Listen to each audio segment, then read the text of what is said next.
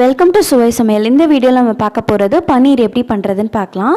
பன்னீர் பண்ணுறது ரொம்ப ஈஸி. நம்ம யார் வேணாலும் வீட்டிலே பண்ணிக்கலாம். நம்ம கடையில் வாங்குகிற பன்னீர் வந்து நிறையா கெமிக்கல்ஸு ப்ரிசர்வேட்டிவ்ஸ்லாம் ஆட் பண்ணியிருப்பாங்க. நம்ம இதை வீட்லேயே நல்லா ஃப்ரெஷ்ஷாக ஹைஜீனிக்காக பண்ணிடலாம். பன்னீரில் நிறைய ப்ரோட்டீன்ஸ் அதிகமாக இருக்குது. அதனால் ஃபுட்டில் அடிக்கடி ஆட் பண்ணிக்கோங்க. இந்த வீடியோவில் உங்களுக்கு நிறைய டிப்ஸ் வந்து நான் ஷேர் பண்ணியிருக்கேன். அதெல்லாம் ஃபாலோ பண்ணுங்கள். இந்த பன்னீரை வச்சு நம்ம நிறைய ரெசிபீஸ் பண்ணலாம். பன்னீர் பட்டர் மசாலா, பன்னீர் கோஃப்தா, பன்னீர் கறி, பன்னீர் டிக்கா, பன்னீர் கீ ரோஸ்ட்டு, அந்த மாதிரி நிறைய ரெசிபீஸ் பண்ணலாம்.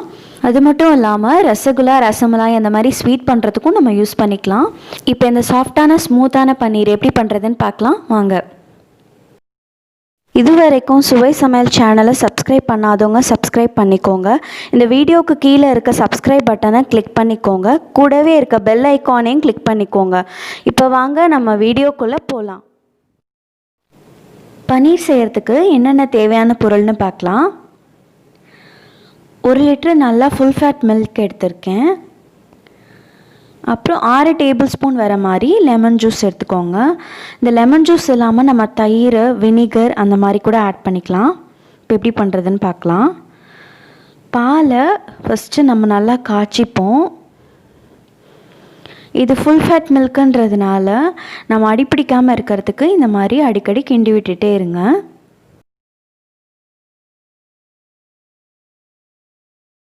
அப்போ தான் நமக்கு ஆடைப்படியாமல் அடிப்பிடிக்காமல் நல்லா வரும் பன்னீர்.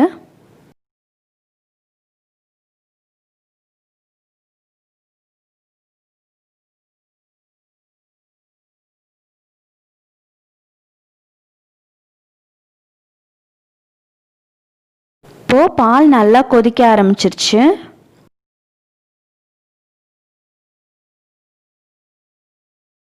அப்பப்போ இந்த மாதிரி கிண்டி விட்டுட்டே இருங்க.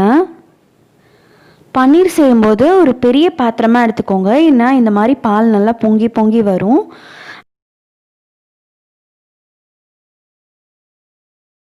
இந்த மாதிரி ஆடை படந்ததுன்னா அந்த ஆடையெல்லாம் எடுத்து வச்சுக்கோங்க. இது க்ரீம் செய்கிறதுக்கு, அப்புறம் நம்ம வெண்ணெய் பண்ணுறதுக்கு எல்லாம் இது யூஸ் ஆகும். ஆடை எடுத்து ஃப்ரிட்ஜில் ஸ்டோர் பண்ணி வச்சுக்கோங்க. நம்ம பன்னீர் ரெசிபீஸ் பண்ணும்போது பன்னீர் நல்லா க்ரீமியாக வரணும்னா இந்த மாதிரி எடுத்து வச்சு இதை மிக்சியில் அடித்தோன்னா ஒரு க்ரீமி டெக்ஸ்சர் நமக்கு இருக்கும். அதை நம்ம யூஸ் பண்ணிக்கலாம் பன்னீர் ரெசிபீஸில்.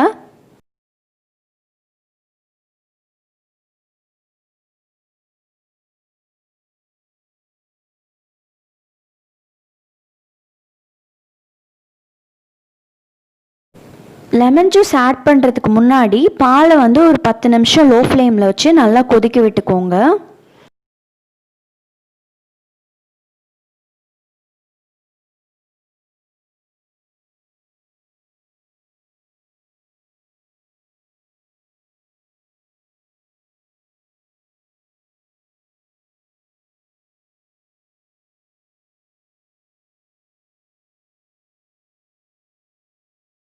இப்போ நம்ம லெமன் ஜூஸை வந்து கொஞ்சம் கொஞ்சமாக ஆட் பண்ணிடலாம். மொத்தமாக எல்லாத்தையும் ஆட் பண்ணிட்டோன்னா பன்னீர் வந்து ரொம்ப ஹார்டாகிடும். அதனால் அப்பப்போ ஆட் பண்ணிக்கோங்க. நான் ஃபஸ்ட்டு 3 ஸ்பூன் வந்து ஆட் பண்ணிக்கிறேன். அப்போ தான் பன்னீர் வந்து நமக்கு நல்லா சாஃப்டாக கிடைக்கும்.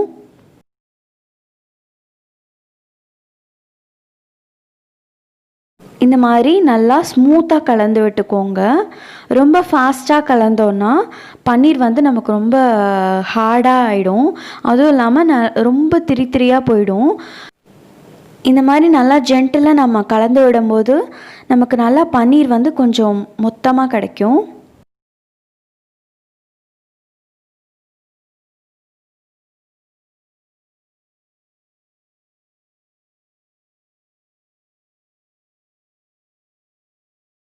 இந்த மாதிரி லெமன் ஜூஸை அப்பப்போ சேர்த்துக்கலாம்.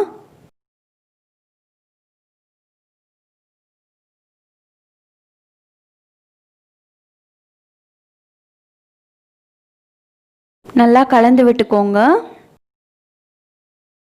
இப்போ நமக்கு பன்னீர் தனியாக, அந்த தண்ணி தனியாக பிரிஞ்சு நல்லா கிடச்சிருக்கு பன்னீர்.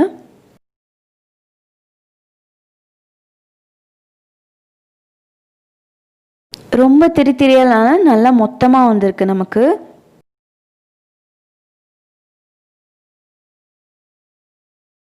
இப்போ மீதி இருக்க லெமன் ஜூஸையும் ஆட் பண்ணிக்கோங்க.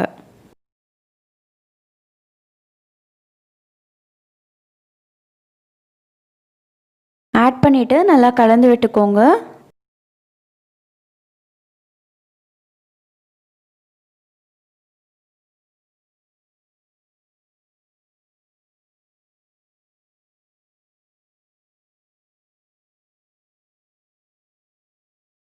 பன்னீர் தனியாக நமக்கு கிடச்சிருச்சு. தண்ணியும் நல்லா செப்ரேட் ஆகிடுச்சு.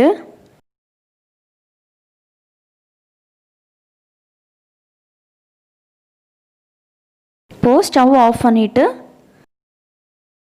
இதை கூல் பண்ணிக்கோங்க. இப்போ ஒரு பாத்திரத்தில் ஒரு ஃபில்ட்ரு வச்சுக்கலாம். பன்னீரை ஃபில்ட்ரு பண்ணுறதுக்கு சீஸ் கிளாத்து இல்லைனா மஸ்லின் கிளாத்துன்னு விற்கும். அந்த மாதிரி கடையில் வாங்கிக்கோங்க. அது நிறைய ஓட்டையாக தெரியும். அப்போ பன்னீர் வந்து ஈஸியாக நல்லா ஃபில்ட்ரு ஆகும். நான் வந்து காட்டன் கிளாத் யூஸ் பண்ணியிருக்கேன்.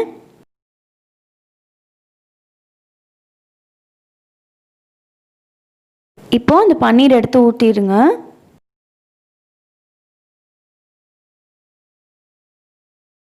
ஃபில்ட்ரு பண்ணியாச்சு. நல்லா நம்ம லெமன் ஆட் பண்ணியிருக்கறதுனால அந்த லெமனோட ஸ்மெல் பன்னீரில் இருக்குன்றதுனால இந்த மாதிரி தண்ணி ஊற்றி நம்ம நல்லா வாஷ் பண்ணிக்கலாம்.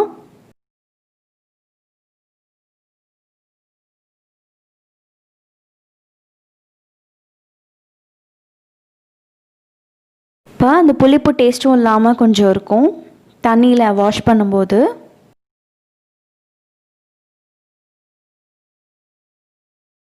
இப்போது அந்த கிளாத்தை நல்லா இந்த மாதிரி ஒன்றா கட்டி இந்த மாதிரி நல்லா புழிஞ்சு எடுத்துக்கோங்க அந்த தண்ணியை. இந்த தண்ணி வந்து ரொம்ப நல்லது உடம்புக்கு. இம்யூனிட்டி பவர் நிறையா இருக்கும். போன் ஸ்ட்ரென்த்து கிடைக்கும் நமக்கு. டைஜஷன் நல்லா இம்ப்ரூவ் ஆகும். ஸ்கின் நல்லா க்ளோ ஆகும். கிட்னி ஃபங்க்ஷன்ஸ்லாம் ரொம்ப நல்லாயிருக்கும். பன்னீரில் இருக்க அந்த தண்ணியெலாம் நல்லா போகிறதுக்கு நல்லா புழிஞ்சு எடுத்துக்கோங்க. இந்த தண்ணியில் நிறையா ப்ரோட்டீன்ஸ்லாம் நிறையா இருக்குது. அதனால் ஃபுட்டில் அடிக்கடி நம்ம சேர்த்துக்கலாம். இப்போது சப்பாத்தி மாவு பிசையும் போது இதை யூஸ் பண்ணிக்கலாம். அப்புறம் நம்ம ஜூஸ் குடித்தோன்னா அந்த ஜூஸில் யூஸ் பண்ணிக்கலாம்.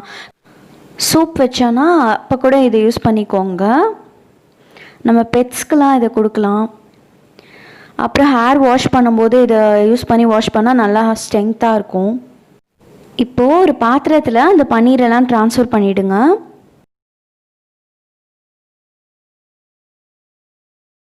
இதை எடுத்து நல்லா உதுத்து விட்டுக்கோங்க. இந்த மாதிரி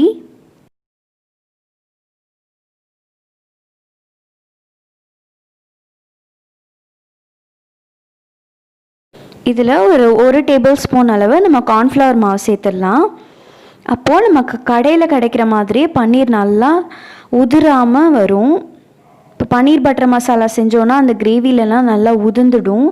இந்த மாதிரி கார்ன்ஃப்ளவர் மாவு ஆட் பண்ணோன்னா நல்லா உதிராமல் நமக்கு கிடைக்கும். இதை நீங்கள் நல்லா சப்பாத்தி மாவு மாதிரியே கூட நல்லா பிசைஞ்சு எடுத்துக்கலாம். நான் நார்மலாக பிசைகிறேன். இது நல்லா அழுத்தி பிசைஞ்சால் சப்பாத்தி மாவு கன்சிஸ்டன்சியில் நம்ம கிடைக்கும். நீங்கள் நல்லா ஷேப் நல்லா கொண்டு வந்துக்கலாம். அதில் இப்போது நம்ம கடையில் கிடைக்கிற மாதிரியே பன்னீர் நல்லா கிடைக்கும். இப்போது அந்த பன்னீர் எடுத்து மறுபடியும் அந்த கிளாத்லேயே ட்ரான்ஸ்ஃபர் பண்ணிக்கோங்க.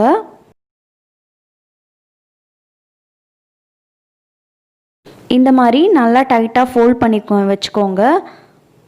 உங்களுக்கு எந்த ஷேப்பில் வேணுமோ அந்த மாதிரி ஷேப்பில் ஃபோல்ட் பண்ணிக்கலாம். இந்த மாதிரி ஓட்டத்தட்டாக வச்சுக்கோங்க. ஃபில்ட்ரு பண்ணும்போது இந்த மாதிரி வெயிட் வைக்கும்போது எக்ஸஸ் ஆஃப் வாட்டர்லாம் அடியில் வரத்துக்கு ஒரு பாத்திரத்தை நம்ம அடியில் வச்சுக்கலாம். இப்போது இது மேலே வெயிட் வைக்கிறதுக்கு நான் ஒரு கட்டிங் போர்டு யூஸ் பண்ணியிருக்கேன்.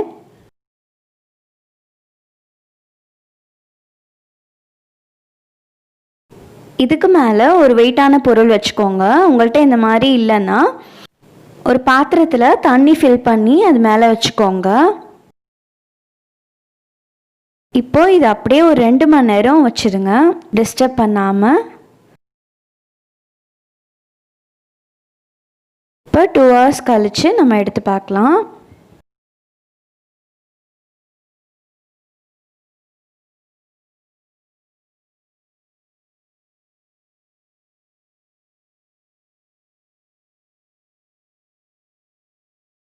பன்னீர் நமக்கு நல்லா சூப்பராக ரெடி ஆகிடுச்சு.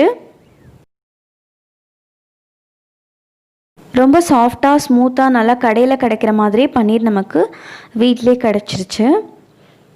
இப்போ எனக்கு ஒரு 200 கிராம்ஸ் பன்னீர் வந்து எனக்கு கிடச்சிருக்கு 1 லிட்டர் மில்கில். இந்த மாதிரி சின்ன சின்ன க்யூப்ஸாக கட் பண்ணிக்கோங்க. நம்ம கார்ன்ஃப்ளவர் மாவு சேர்த்ததுனால நம்ம கிரேவிஸில் ஆட் பண்ணோன்னா இந்த பன்னீர்லாம் உதிரியாக உடையாமல் நமக்கு நல்லா இருக்கும். இந்த மாதிரி சின்ன சின்ன க்யூப்ஸாக கட் பண்ணிக்கோங்க. பன்னீர் பண்ணுறது ரொம்ப ஈஸி தான். இனிமேல் நம்ம கடையில் வாங்காமல் இந்த மாதிரி வீட்டிலே நம்ம செஞ்சு சாப்பிட்டுக்கலாம். இதை வந்து நீங்கள் ஃப்ரிட்ஜில் ஸ்டோர் பண்ணி வச்சுக்கலாம். ஒரு 2-3 டேஸில் செய்யணுன்னா நீங்கள் நார்மலாக வச்சுக்கோங்க. ஃப்ரீசரில் வச்சோன்னா ஒரு 15 டேஸ் கிட்ட நீங்கள் யூஸ் பண்ணிக்கலாம். இப்போ பாருங்கள் பன்னீர் எவ்வளோ நல்லா சாஃப்டாக வந்திருக்குன்னு.